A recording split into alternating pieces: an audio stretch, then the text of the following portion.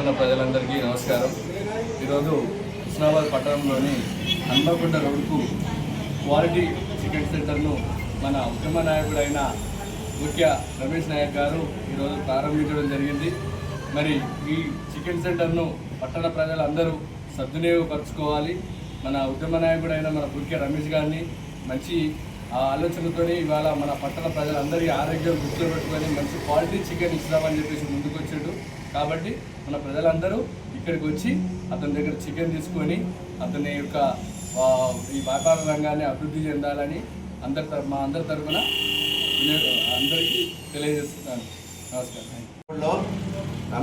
ముఖ్య రమేష్ నాయక్ గారు quality chicken shop opening చేయడం జరిగింది. దీనికి అందరం రావడం జరిగింది.